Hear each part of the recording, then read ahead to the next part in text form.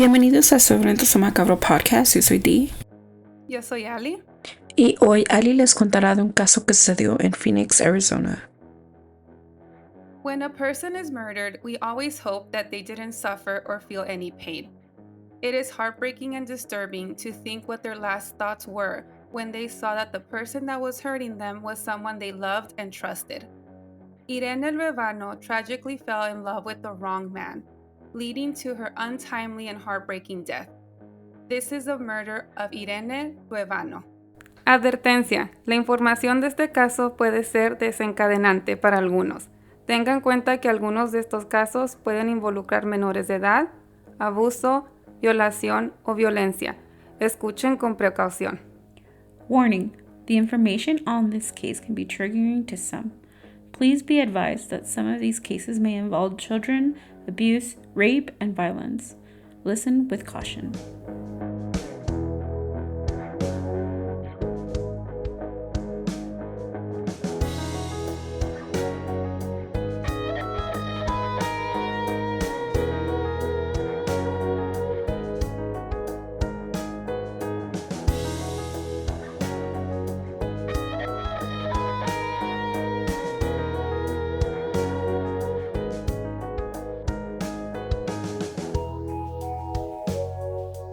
Want to tell him that why did he do this to my sister?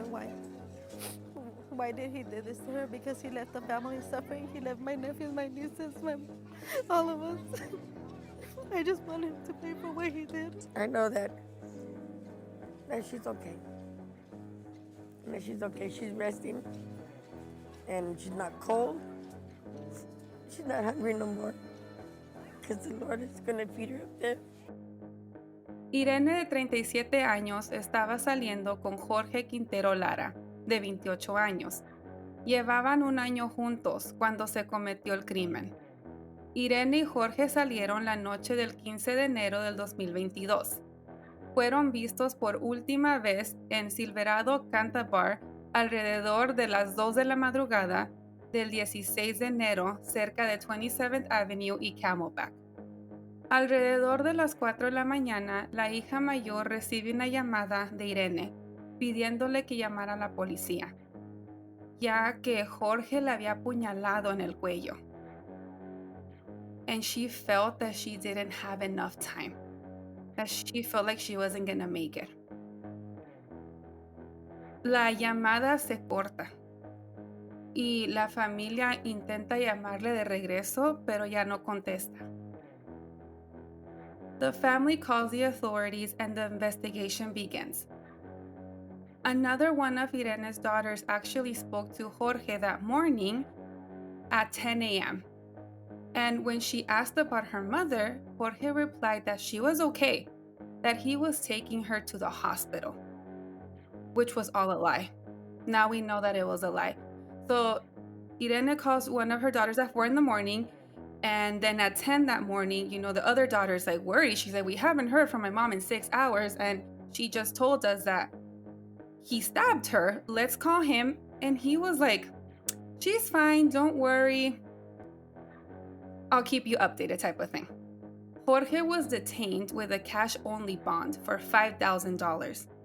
At this point, he was a person of interest as he was the last person to have seen Irene. And Irene identified him as a person who stabbed her, but they didn't have any proof. Yeah. But he was, arrested for other reasons. So at least they had him detained. Yeah. Cell phone records were analyzed, and it provided the authorities with a visual of Irene and Jorge's locations. Both their phones were in the same place up until 5:30 in the morning. After that, Irene's phone stayed in one location while Jorge's kept moving. It appears he was heading to Mexico, but he returned to Arizona and ended up in the hospital. We don't know why. El día que Irene fue reportada desaparecida, los investigadores entrevistaron al roommate de Jorge, del nombre Diego Terán. En esta primera entrevista, Diego dijo que él no había visto a Jorge desde el 15 de enero. So that was the night that Jorge and Irene went out. y él dijo que él no sabía nada. La familia de Irene y voluntarios pasaron horas buscando a Irene, holding on to hope that she would be found. They looked for her on foot. They utilized off-road vehicles and cars, hoping to find something that would tell them she was okay.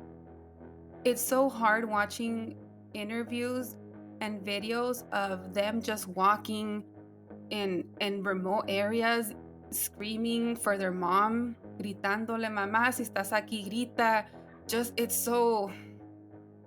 El Chevy Impala en el que viajaban Irene y Jorge fue encontrado el 18 de enero, estacionado afuera de un restaurante de Felibertos, y las llantas estaban cubiertas de tierra y había mucha sangre adentro del carro. Pudieron obtener un video de vigilancia que captaba a alguien estacionando el carro el día 16 de enero, alrededor de las 10:45 a.m. So remember, el 16 de enero en la madrugada fue cuando Irene le llamó a su hija diciéndole esto at 4 in the morning. And then at 10 a.m. is when one of the daughters calls Jorge and asks about the mom. So remember, he said that he was taking her to the hospital, right? So this surveillance camera shows that at 10:45 a.m., someone parks the car outside this restaurant. They can't see who's inside though. Como que se corta the image. The transition, yeah. Yeah. So it was all a lie. He never took her to the hospital because 45 minutes after he hangs up with the daughter, the car is outside this restaurant. El 19 de enero, un día después de que se encontró el auto, las autoridades obtuvieron una orden para registrar el apartamento de Jorge. Aquí es donde Diego, el roommate, admitió que había mentido en su primera entrevista.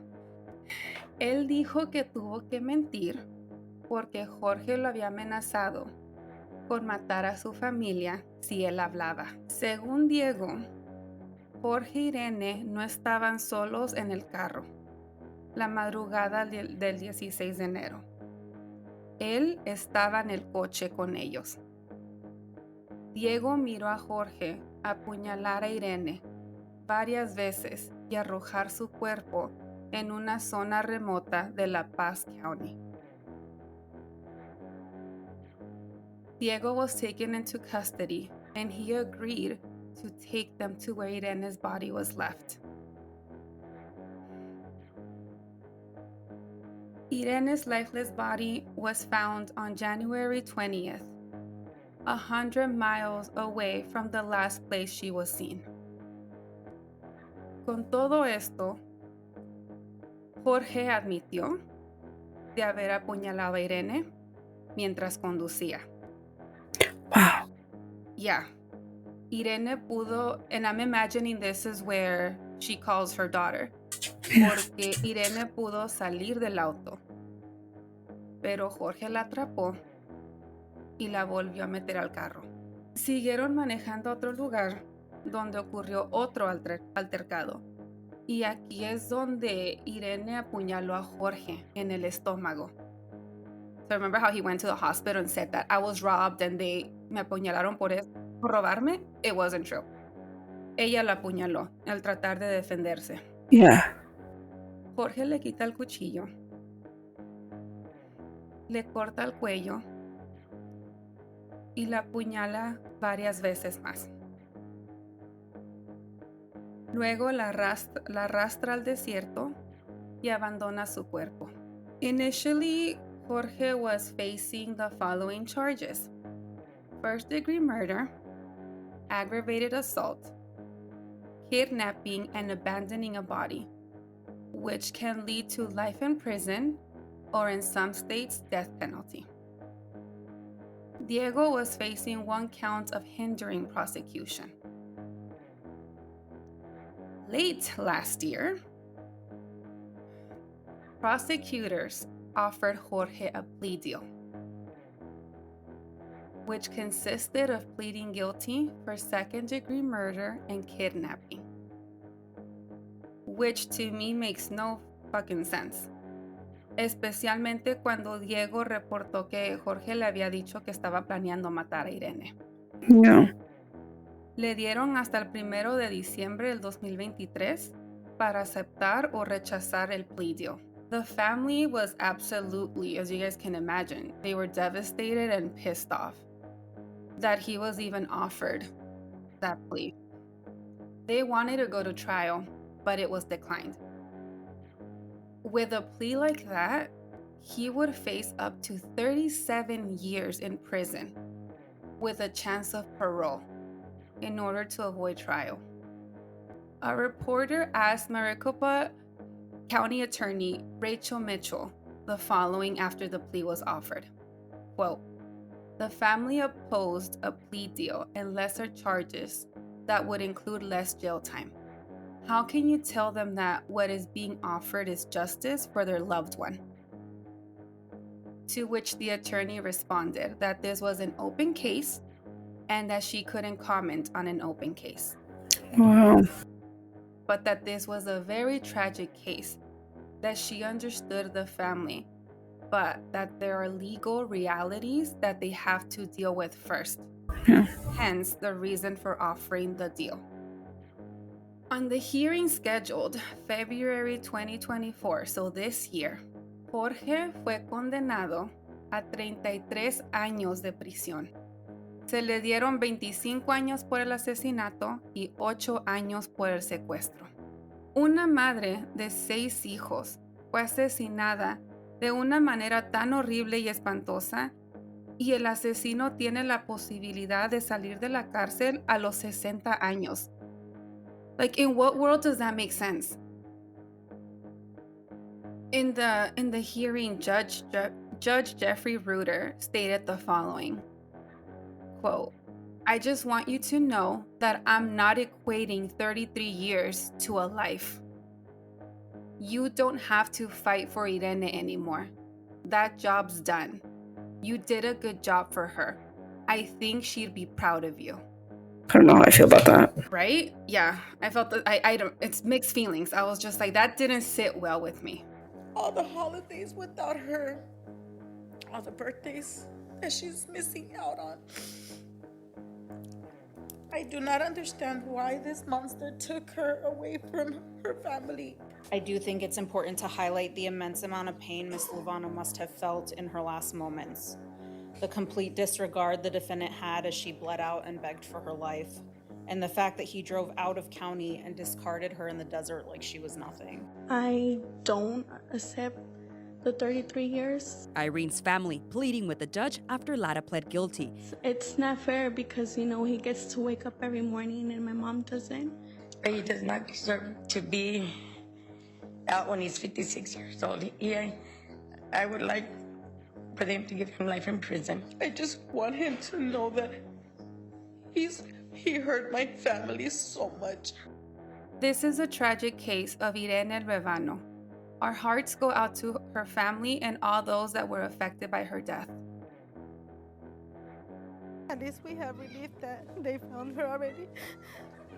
But we're hurting so much. We tried. We all tried. We morning and night looking for you.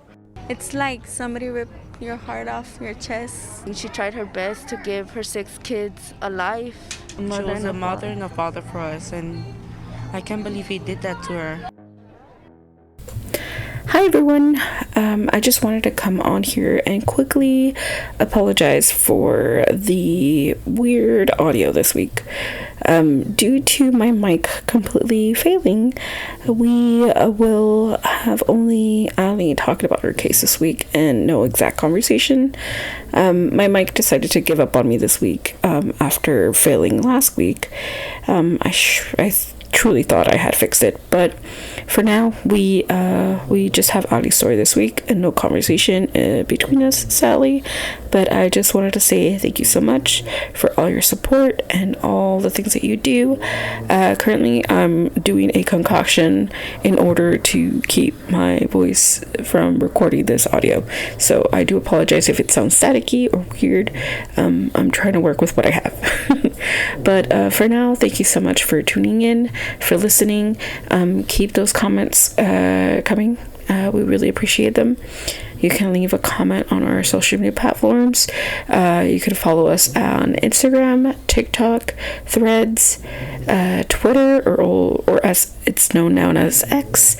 Just type in at SVSM_podcast and you should find us. Or type in Silver Podcast on Facebook and we should be the first to pop up.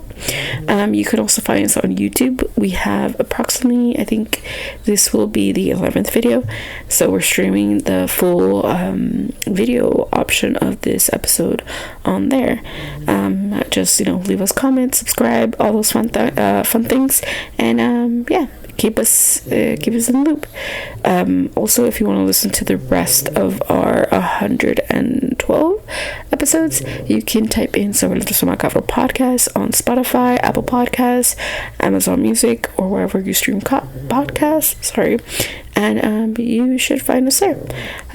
If you have any suggestions, let us know in the comments. We really appreciate you guys. And again, I'm so sorry for having my mic fail us this week. But enjoy this episode, and we'll see you guys next week. Stay spooky. Bye. Yes, ahí nos vemos. Adiós. Quédate spooky. Bye.